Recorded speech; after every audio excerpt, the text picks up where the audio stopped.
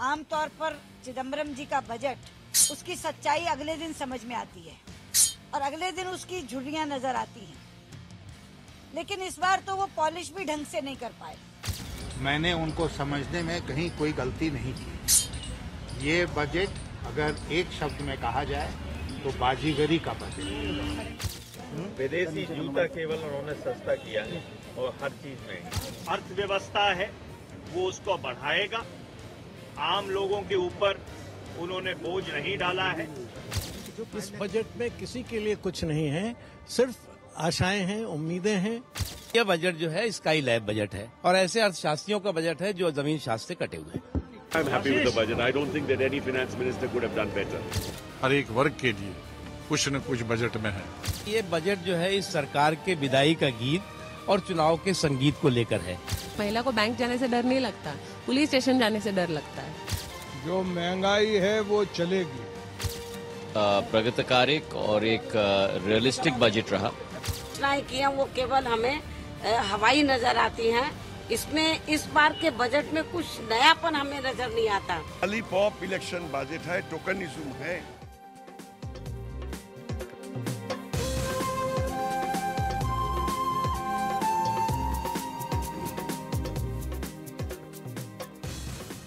नमस्कार। बड़ा चुनौतीपूर्ण समय है मेरे लिए, इसलिए क्योंकि सुबह से लेकर अभी तक आप लोग बजट के भारी भरकम शब्दों को सुनकर फिस्कल डेफिसिट से लेकर फिस्कल मैनेजमेंट तक के अंग्रेजी के टर्म्स को सुनकर पक गए होंगे और थक गए होंगे। अब सवाल यह कि मैं आपको नया क्या समझाने वाला हूं। मैं आपको नया ये समझाने की कोशिश करूंगा। अगर समझ में आ जाए तो प्लीज इस कार्यक्रम को आप देखते रहिएगा। प्रश्न ये है कि कांग्रेस की जो सरकार है, यूपीए की जो सरकार है, वो इस चिदम्बरम साहब के बजट से वाकई क्या अगले आने वाले चुनाव में वोट हासिल कर पाएगी? ये सवाल मैं रख रहा हूं इस प्रोग्राम में कि क्या इस बजट से कांग्रेस की 2014 में वापसी होगी। आम आदमी को इस बजट में क्या मिला है? आम आदमी को इस बजट से क्या हासिल हुआ है? क्या ये वाकई लोकप्रिय बजट है या कोई टफ मेजर्स लिए गए हैं? क्या ये सुधारवादी बजट है? और किसानों को बजट में क्या मिला है? तो इस तरह की तमाम बातें मैं एक छोटी सी क्लिप आपको दिखाऊंगा, जरा ध्यान से उसको देखिएगा। कल रात के कार्यक्रम में हमने फोकस किया था महंगाई और सब्सिडी पर। उसमें कांग्रेस के सांसद पूनिया साहब मेरे साथ इस कार्यक्रम में थे और उन्होंने कल रात को ही एक ऐसी बात कही थी जो तमाम पैनल के लोगों ने भी कहा कि साहब अंग्रेजी का फ्रेज है कि he let cat out of the bag. तो उन्होंने कल ही ये कहा था एक सवाल को मेरे जवाब देते हुए कि इन्फ्लेशन का जहां तक सवाल है उस पर चिदम्बरम साहब अपने बजट में कुछ नहीं कर पाएंगे। सुनिए पूनिया साहब कल क्या कह रहे थे इसी प्रोग्राम में। आप 3 पॉइंट पर बताइए कि चिदम्बरम साहब को क्या करना चाहिए। 3 पॉइंट या बताइए जिससे इन्फ्लेशनरी टेंडेंसीज, इन्फ्लेशनरी एटमॉस्फेयर बदले। देखिए, जो सारा का सारा दामोदर उस पे जो फ्यूल प्राइसेस है, जो क्रूड आप जानते हैं कि 84% हम बाहर से इंपोर्ट करते हैं और उसके दाम कितने 4 गुना 5 गुना बढ़े हैं। और इसका असर जो हमारा डीजल है, पेट्रोल है, एलपीजी गैस है, उसके ऊपर भी पड़ा है। तो इस तरह से दाम बढ़ रहे हैं, दाम बढ़ने की ही टेंडेंसी है। आप अचानक ये कह दें कि दामों को नीचे खींच दीजिए, मैं समझता हूं किसी तरह भी संभव नहीं है। हमारा अच्छा प्रोडक्शन हुआ है, एग्रीकल्चर प्रोडक्शन बहुत अच्छा हुआ है, रिकॉर्ड प्रोडक्शन हुआ है। हमारे पास रिजर्व 662 लाख मैट्रिक टन के हैं, तो ये अपनी जगह पॉजिटिव है। और अब अच्छी वो जो बारिश अभी महाराष्ट्र में सूखा पड़ा है और उत्तर प्रदेश और उत्तरी भारत में ये बारिश और ओले पड़े हैं, इससे फसल तबाह हुई है और उससे ये प्रभाव पड़ेगा महंगाई बढ़ने में। तो मैं ये नहीं समझता कि चिदम्बरम जी कौन सा चमत्कार कर देंगे जिससे महंगाई कम हो जाएगी। तो महंगाई कम होने का अभी फिलहाल मैं समझता हूं कि साल 6 महीने में असर नहीं दिखाई देता। महंगाई बढ़ने के आसार हैं, घटने के आसार नहीं है। ठीक है, तो पुनिया साहब एक फॉर्मर ब्यूरोक्रेट है, उत्तर प्रदेश की सरकार से जुड़े रहे हैं, तो बड़ी ईमानदारी की बात की। मैं आज के अपने पैनल साहब को बताता हूं। मेरे साथ प्रबोध पांडा साहब मौजूद हैं, सीपीआई के प्रवीण झा साहब मौजूद हैं, एक इकोनॉमिस्ट हैं।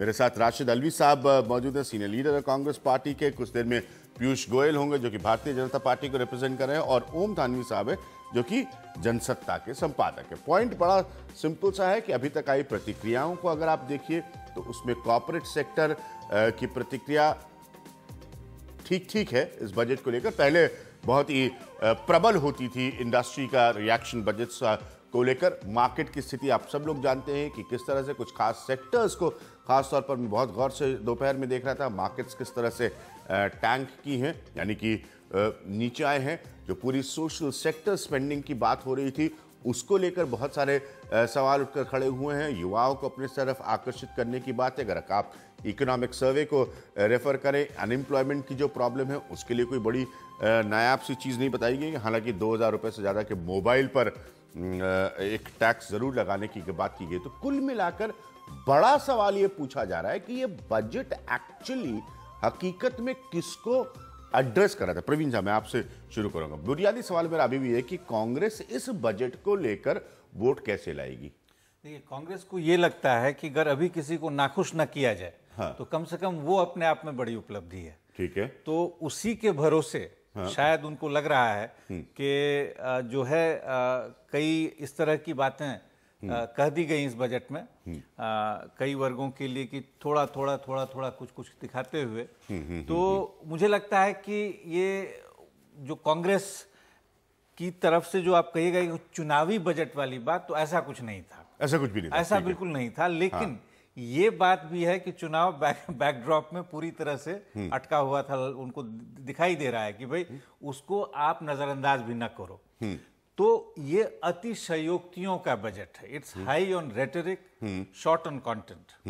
तो रेटरिक अगर आपको चुनाव जिता सकता है तो काफी संभावना है कि इससे कांग्रेस को फायदा मिलेगा। लेकिन उसके साथ साथ अब एक दो चीजें जिसके लिए उन्होंने एक शुरुआत तो कर दी, मसलन ये फूड सिक्योरिटी बिल के लिए जो कुछ प्रोविजन किया है, अगर वास्तव में एक एक्ट बन जाता है और उसके बाद अगर उसमें आप 20-30 हजार करोड़ और डाल सकते हैं, अगर ऐसी स्थिति बनेगी तब वो मनरेगा वाला काम करेगा।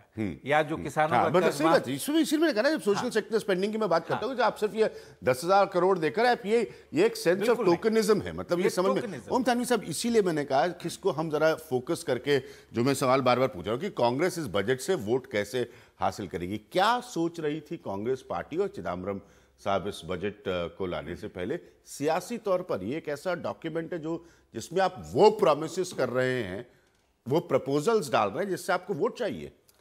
देखिए, मोटे तौर पे हम लोग बजट को इस तरह से देखते हैं कि उपभोक्ता जिन चीज़ों का इस्तेमाल करते हैं वो उनको सस्ती हुई कि नहीं हुई। इनकम टैक्स का लोग जो मध्यम वर्ग जो वेतन भोगी है, मेरे ख्याल में इस बार देखिए अब उसका फायदा होता है नहीं होता है, लेकिन इतना भोलापन भी न माना जाए। इन्होंने ग्रामीण तबका जो सबसे ज्यादा वोट देता है, जिनके बल पर कांग्रेस मानती है कि हम लोग जीत सकते हैं, मैंने साहब 46% जो है बढ़ा दिया खर्चा रूरल डेवलपमेंट के लिए, ग्रामीण विकास, दलितों के मामले में, आदिवासियों के मामले में इन्होंने उधर पैसा तो काफी दिया है। अब कितना लाभ मिलेगा अब मनरेगा का है। आप 10,000 करोड़ बढ़ा दें, 20,000 करोड़ बढ़ा दें, वहां तक नहीं पहुंचता है और आपका करप्शन वैसा का वैसा रहता है, तो आपको चुनाव में कोई फायदा नहीं मिलेगा। लेकिन इन्होंने जो मोटे तौर पे ये जो लोकप्रिय जो छोटी छोटी चीजें आमतौर पे बजट में देखी जाती हैं और लगता है कि मध्यम वर्ग जो है उसे खुश हुआ है, मेरे ख्याल में इस बार छोड़ करके उन्होंने गरीबों, दलितों, आदिवासियों उनका पैसा बढ़ाया है। उनको लगता है कि वहां तक अगर चीज पहुंच गई तो शायद उसका लाभ मिलेगा नहीं मिलेगा, ये बात देखने की बात।